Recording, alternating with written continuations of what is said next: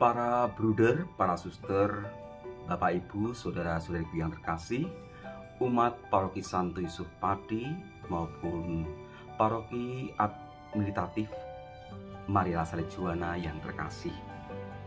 Kita bersyukur kita sudah sampai kepada Minggu Advent yang ketiga. Renungan pada Minggu Advent yang ketiga ini akan kami ambil dari bacaan yang kedua yang nanti bisa para suster, bruder, Bapak Ibu mengikutinya pada Eucharistia Minggu Advent yang ketiga. Bacaan kedua diambil dari surat pertama Rasul Paulus kepada jemaat di Tesalonika. Saudara-saudara, bersukacitalah senantiasa, tetaplah berdoa dan mengucap syukurlah dalam segala hal, sebab itulah yang dikehendaki Allah bagi kamu di dalam Kristus Yesus.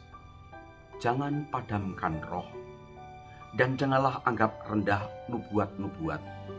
Ujilah segala sesuatu dan peganglah yang baik. Jauhkanlah dirimu dari segala jenis kejahatan.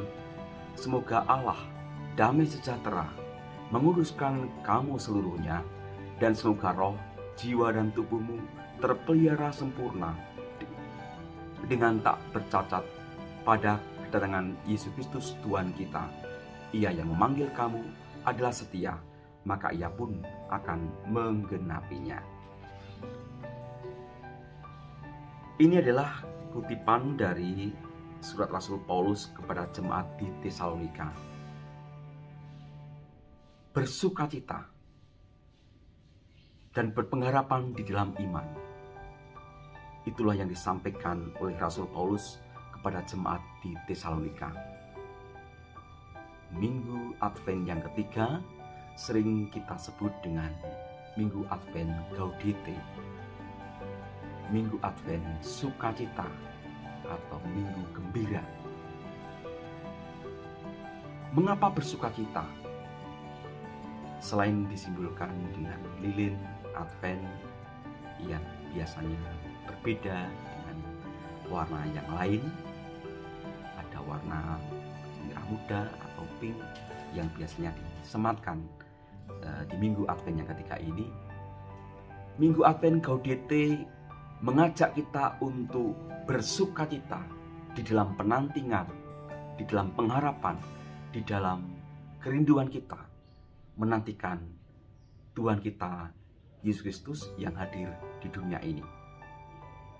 Paulus mengatakan, saudara-saudara, bersukacitalah senantiasa, tetaplah berdoa dan mengucap syukurlah dalam segala hal, sebab itulah yang dikehendaki Allah bagi kamu di dalam Kristus Yesus.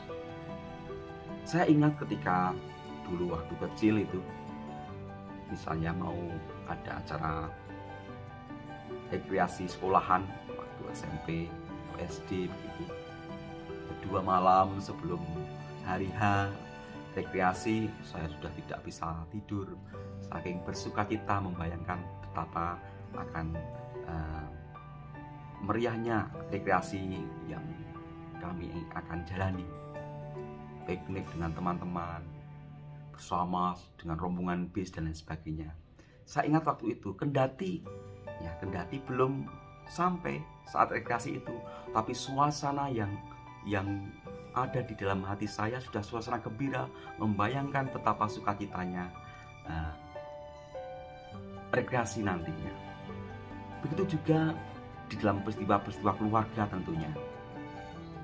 Suasana gaudete, suasana sukacita bisa kita rasakan ketika akan ada kelahiran cucu atau kelahiran anak di tengah-tengah kita. Keluarga besar ya, ada kakaknya, adiknya, dan calon si ibu yang juga ikut bergembira. Kakek neneknya sudah ikut bergembira menjelang hari kelahiran cucunya.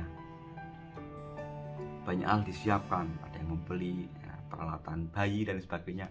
Pokoknya suasana gaudete sudah ada terasa. kendati si bayi atau si cucu belum lahir. Suasana itulah yang sebenarnya mau dibangun.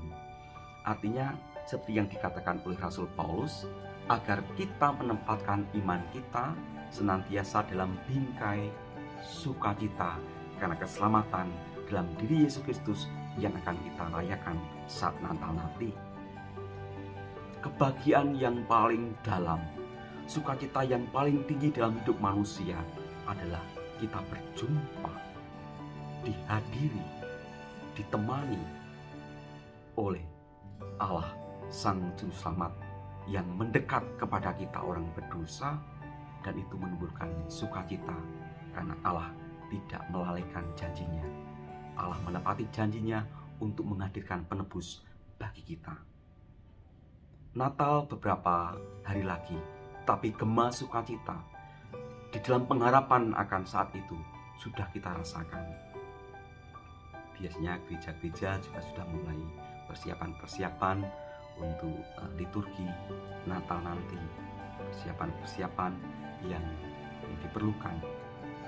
Tentunya masa pandemi ini kita merayakan Natal dengan sedikit nuansa yang berbeda. Tapi ingatlah kata-kata Paulus ini, dan ingatlah bahwa ada Minggu Advent Gaudete. Kendati di tengah pandemi, kita tidak lupa untuk bahagia. Kita tidak di dalam iman tidak melalaikan bahwa sukacita kita yang sesungguhnya adalah karena Yesus yang hadir di tengah dunia yang akan kita rayakan saat Natal nanti. Dan kata-kata Paulus mengatakan, saudara-saudara, bersukacitalah senantiasa. Paulus tidak hanya mengajak kita bersukacita ketika saat senang saja, atau bersukacita saat mendapat hadiah, atau bersukacita saat gembira, tidak. Bersukacitalah senantiasa, artinya hidup orang Kristen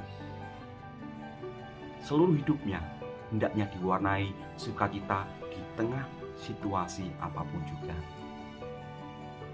Umat Kristiani di masa pandemi ini akan merayakan sukacita Natal dengan nuansa yang berbeda. Tapi kita adalah orang yang berpengharapan.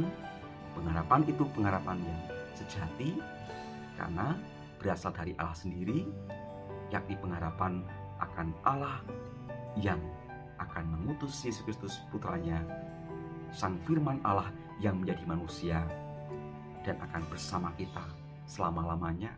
Itulah sumber kebahagiaan sejati. Para suster, bruder, Bapak, Ibu, dan saudara-saudara yang kasih, selamat memasuki Minggu Advent Gaudete. Mari bersukacita di dalam pengharapan, dan kita hendaknya bersukacita senantiasa di dalam situasi apapun.